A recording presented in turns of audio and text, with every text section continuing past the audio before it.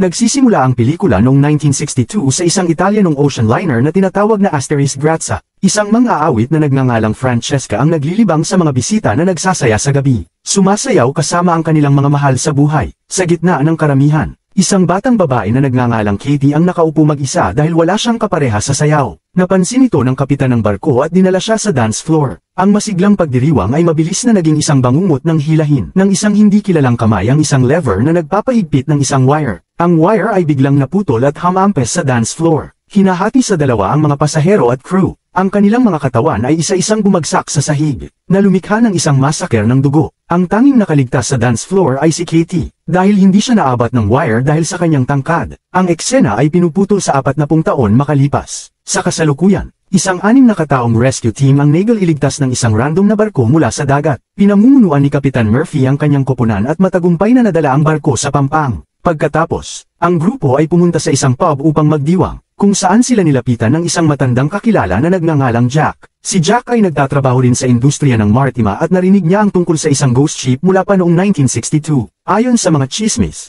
ang barko ay naglalaman ng isang ball ng ginto na nawawala na sa loob ng kalahating siglo. Sino mang makapag-uwi ng barko ay maaaring mag-angkin ng laman nito. Ang koponan, na kinabibilangan ni Greer, Santos, Dodge, Maunder, at ang tanging babae, si Epps, ay naging interesado. Nagpasya silang hanapin ang barko sa kanilang salvage tugboat kinabukasan. Matapos ang ilang oras ng paglalakbay, narating nila ang kanilang destinasyon. Ngunit walang barkong natukoy sa lugar ayon sa tracker. Sinuri nila kung gumagana ito ng maayos at napag-alaman na mali ang ulat. Nang handa na silang bumalik, napansin nila ang isang malaking commercial ship sa kanilang harapan. Bumangga ang kanilang bangka sa barko. Ngunit sa kabutihang palad, hindi malubha ang pinsala. Ang malaking barko ay labis na ikinagulat ng buong crew. Matapos talakayin kung sino ang unang papasok, naiwan si Jack at ang kanyang crew member na si Greer, habang ang natitirang 4 ay sumakay sa barko. Ilang segundo lamang pagkatapos ng kanilang pagdating, nagsimula ng makaranas ang grupo ng paranormal na mga pangyayari. Una, narinig nila ang mga random na ingay. Pagkatapos ay nakakita ng mga bagay na gumagalaw sa madilim na sulok. Sinisi nila ang hangin at nagpatuloy sa paglalakad. Ngunit sa kanilang likuran, isang Scrabble piece ang gumalaw mag-isa at binuo ang mga salitang, "Welcome aboard."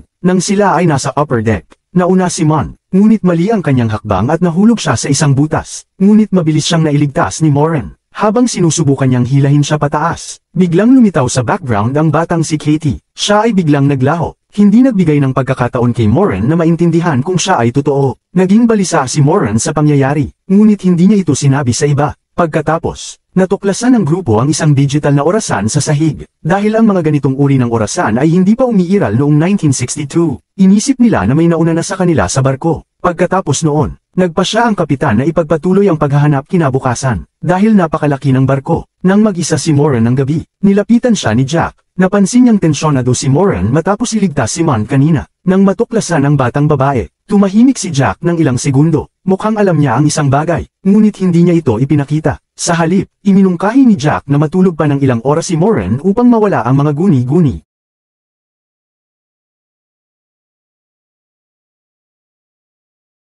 Kinabukasan, umupo ang koponan upang planuhin ang kanilang susunod na hakbang. Natuklasan nila na unti-unting lumulubog ang barko dahil sa pinsala sa base nito. Nagpasya silang manatili sa tubig sa loob ng 3 araw upang ayusin ito at pagkatapos ay bumalik sa Pampang kasama ang buong barko. Nang hindi na nag-aaksaya ng oras, nagpatuloy sila sa kani-kanilang mga gawain sa iba't ibang bahagi ng barko. Samantala, inikat ni Moran ang barko at nakarating sa pool area. Napansin niya ang mga marka ng bala sa dingding. Nakakaiba dahil sinabi sa kanila na nalunod ang lahat ng mga pasahero. Nang sinusubukan niyang umalis sa pool, muli niyang nakita si Katie at dahil sa gulat, nadulas siya at nahulog. Nauntog ang kanyang ulo sa sahig. Nasugatan siya at isang patak ng dugo ang nahulog sa pool. Gayunpaman, nang siya ay tumingala, si Jack ay naruroon kung saan si Katie ay naruroon ilang segundo lamang ang nakalipas. Lumayo ang dalawa nang hindi napapansin na nawawala na ang dugo ni Moran sa pool. Di nagtagal, nagsimulang umagos ng dugo mula sa mga butas ng bala, at napuno ng dugo ang buong pool. Pagkatapos noon, inikat ni Jack at Moran ang laundry room at nakakita ng isa pang pinto na wala sa plano ng barko. Nang buksan nila ito, tinulak sila ng isang puwersa ng tubig na nagdala rin ng mga pinutol na katawan mula sa nakalock na silid. Parehong natakot si Jack at Moran at sinubukang tumakas. Gayunpaman, ang pintuan na kanilang dinaanan ay nagsara mag-isa, na wala silang ibang opsyon kundi ang magpatuloy sa mas malalim na bahagi ng barko. Samantala, napadpad si Kapitan Murphy sa Kapitan's Lounge.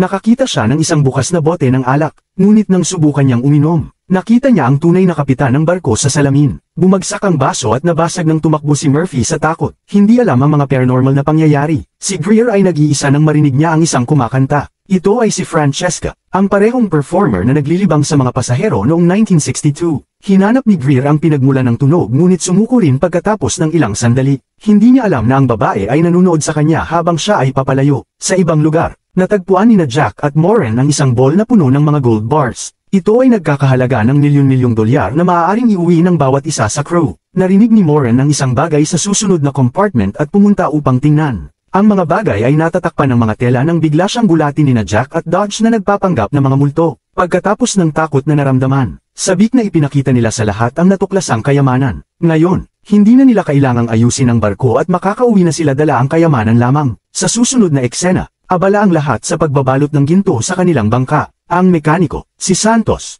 ay nililinis ang mga makina para maging handa kapag nagdesisyon na silang umalis. Subalit, sa likod niya, may isang bagay na sinadyang mag-leak ang propane mula sa isang silindro, na nagdulot ng pagsabog. Dahil dito, namatay si Santos at nasira ang bangka. Lahat ay nagulat at nalungkot sa hindi inaasahang pangyayari. Dagdag pa rito, na-stranded sila sa barko hanggat hindi nila naayos ito. Bago pa mangyari ang pagsabog, muling nakita ni Moran si Katie. Tila gusto nitong balan si Moran tungkol sa pagsabog ngunit napigilan siya ng kung sino man. Dahil dito, naging sapat na dahilan kay Moran na alamin kung sino si Katie. Sinuri niya ang registry ng mga pasahero at natagpuan ang kanyang room number. Habang papunta sa kwarto, napasigaw si Moran sa gulat. Lumabas na si Katie ay namatay sa pamamagitan ng pagbigti. Dahil ang nabubulok na bangkay nito ay nakasabit pa rin sa kisame. Pagkatapos magkalma, lumapit si Moran at kinuha ang kwintas mula sa bangkay ni Katie. Nagpakita ang espiritu ni Katie sa kwarto at humingi ng kwintas.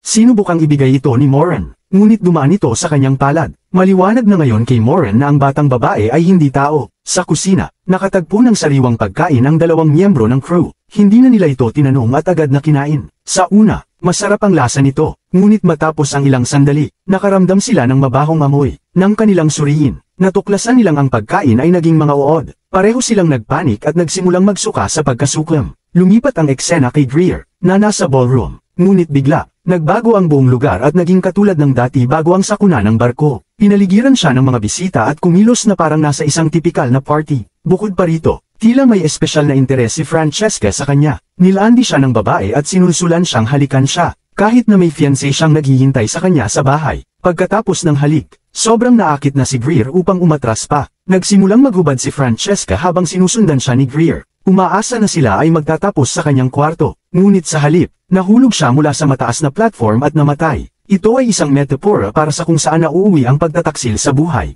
Ipinakita ng magandang babae ang kanyang tunay na anyo na deformed. Samantala, nasa kapitan's room si Murphy nang biglang bumalaw ang isang bote ng alak. Pinanood niya ito ng mabuti at natagpuan ang kapitan ng barko na nakaupo sa harap niya. Inalok siya ng lalaki ng inumin. Sa kabila ng kanyang pag-aalinlangan, ang kapitan ay hindi naroon upang saktan siya, kundi upang makipag-usap. Sinabi niya kay Murphy ang tungkol sa isang nawawalang barko na tinatawag na Laur Ilay. 40 taon na ang nakalilipas. Nang bumagsak ang lahat, ang barkong Laur Ilay ay natagpuan ng Grazia, ang barkong kanilang sinasakyan ngayon. Ngunit 2 araw pagkatapos matagpuan ang nawawalang barko, nawala rin ang Grazia. Matapos sabihin yon, binigyan si Murphy ng isang litrato na nagpagulat sa kanya. Samantala, si Katie at Moran ay nag-uusap din sa kanyang kwarto. Isiniwalat ng batang babae na lahat ng namatay sa barko 40 taon na ang nakalilipas ay nakulong doon simula pa noon. Hindi sila makapunta sa langit dahil may isang makapangyarihang nilalang na nagpipigil sa kanila sa barko. Ngayon, ang tanging paraan para sila ay makalaya ay kung masisira ang barko. Bago pa maipaliwanag ni Katie kung sino ang makapangyarihang nilalang, nagsimulang magbago ng kulay ang mga pader ng kwarto. Natarante siya at iniutos kay Moran na tumakas bago siya mawala. Bumalik sa pool area, hinahanap ni Murphy ang natitirang mga crew. Sa wakas, nahanap niya ang katotohanan tungkol sa pagkawala ng barko at nais na bumalik sa pampang ng mabilis hanggat maaari. Ngunit sa kanyang paglalakbay, siya ay ginambala at tinakat ng espiritu ng yumaong si Santos. Ang ilusyon ay mukhang totoo na nang lapitan siya ni Moran. Inakala ni Murphy na siya ay multo ni Santos. Inatake niya si Moran at ginawa ang lahat upang wakasan ang kanyang buhay. Sa wakas, nagawa ni Moran na saksakin siya sa paa at mailigtas ang sarili. Dumating si Jack at hinimitay si Murphy. Para sa kanilang sariling kaligtasan, inilagay nila siya sa isang walang laman na tangke ng isda at ikinandado siya sa loob. Ngayon, hindi na nila iniintindi ang ginto at nais na lamang nilang makabalik sa lupa. Nagpatuloy sila sa pagkumpuni ng barko ng ilang oras pa at sa wakas natapos. Dahil hindi pa bumabalik si Greer mula sa lobby area, nag-aalala ang lahat. Habang ginagawa ng mga lalaki ang huling pagsusuri, nagpunta si Moran upang hanapin siya. Muli niyang nakatagpo si Katie, na ipinakita sa kanya ang bangkay ni Greer. Sa pagkakataong ito, determinado ang batang babae na ipakita kay Moran ang lahat ng nangyari sa barko 40 taon na ang nakalilipas. Hinawakan niya si Moran at dinala siya sa nakaraan. Ang barko ay puno ng buhay sa mga usapan at tawanan ng mga tao. Ngunit ang hindi nila alam ay nahikayat ng co-captain ang buong crew na patayin ang lahat ng sakay para sa ginto na kanilang natagpuan. Hinaluan ng mga kusinero ng laso ng daga ang pagkain, na pumatay sa karamihan ng mga tao. Pagkatapos, naganap ang massacre sa dance floor. Ang mga natirang nakaligtas ay binaril sa pool. Kawawang si Katie ay kinaladkad sa kanyang kwarto at binitay hanggang mamatay. Sa wakas, nagmamadali ang mga crew members sa kayamanan at nagsimulang kumuha ng kanilang makakaya. Ngunit hindi pumayag ang co-captain. Kasama si Francesca, pinatay niya silang lahat. Sa huli, sila na lang dalawa ang natira bago nagtaksil si Francesca at binaril siya sa ulo. Lumalabas na ang tunay na kasintahan ni Francesca ay isang ibang lalaki, na siya ring utak sa likod ng buong massacre. Matapos pumatay ng daan-daang tao, naghalikan sila ng masidhi, ngunit hindi doon nagtatapos ang mga sorpresa. Pinatay ng lalaki si Francesca sa pamamagitan ng pagpapakawala ng isang kawit na tumusok sa kanyang leeg at iniwang nakabitin. Sa huli, ang lalaking yun ay walang iba kundi si Jack. Siya ay isang demonyong espiritu ng isang makasalanang patay. Ang kanyang trabaho ay hikayatin ang mga tao na magkasala at pagkatapos ay patayin sila upang kunin ang kanilang mga kaluluwa sa impyerno. Lahat ay malinaw na ngayon kay Moran dahil si Jack ang nagsabi sa kanila tungkol sa barko noong una. Bigla rin siyang nagpakita nang makita ni Moran si Katie sa pool. Bukod dito, palagi niyang hinihiling kay Moran na kalimutan si Katie tuwing sinasabi niya ito sa kanya. Biglang naalala ni Moran si Murphy, ngunit nang matagpuan niya ito, nalunod na ito at patay na sa aquarium. Agad siyang pumunta sa iba upang balaan sila tungkol sa mamamatay tao sa barko. Si Mond ay nagsisisid sa binahang engine room upang ayusin ang isang bagay. Gusto niyang sundan ito, ngunit naging pula ng dugo ang mga tubo ng tubig, na nagpakita na patay na rin si Mond. Ngayon, ang natitirang tao na lang ay sina Moran, Dodge, at si Jack mismo. Hiningi ni Moran kay Dodge na bantayan si Jack habang pumupunta siya upang maglagay ng mga pampasabog sa barko. Ilang sandali lang, nang nag-iisa na sina Dodge at Jack, sinira ni Jack ang kanyang isipan at sinimula ng isang away. Sa galit, binaril ni Dodge si Jack at inakalang patay na siya. Pagkatapos, pumunta siya kay Moran. Nakakalapag lang ng mga pampasabog. Sinabi niya sa kanya na napatay na niya si Jack at maaari na silang magsimula ng isang buhay na magkasama gamit ang ginto. Sandaling nag-isip si Moran at pagkatapos ay tinanong kung bakit hindi niya tinanong tungkol kay Mond, na hindi pa natatagpuan. Ipinahayag na ang taong yon ay si Jack, na sinusubukang hikayatin si Moran na magkasala. Hanggat nananatili ang barkong ito, ang mga kaluluwa ay hindi kailanman makakalaya. Alam ni Jack na mabuting tao si Moran, kaya inalok niya itong palayain ang buhay kapalit ng hindi pakikialam sa kanyang mga patakaran. Ngunit bilang tugon, pinasabog ni Moran ang mga pampasabog. Nawasak si Jack at ang buong barko habang si Moran ay lamusong sa tubig at iniligtas ang kanyang buhay. Pagkatapos ay pinilit niyang hanapin ang daan palabas nang lumitaw si Katie at sinagip siya. Ipinakita ang labasan. Sa wakas, ang lahat ng mabubuting kaluluwa na pinatay sa barko ay nakalaya para sa walang hanggang kapahingahan. Kinaumagahan, isang cruise ship ang nakatagpo kay Moran na lumulutang sa isang crate at iniligtas siya. Habang dinadala siya sa ambulansya, napansin niyang ikinakarga ang mga crate ng ginto sa cruise ship. Si Jack ay hindi maaring patayin at balak ipagpatuloy ang siklo ng paghikayat sa mga tao na magkasala para sa kasiyahan at kasakiman. Nagtapos ang pelikula sa pagsigaw ni Moran at pagsara ng pinto ng ambulansya. Hindi nagawang balan sila sa panganib na naghihintay.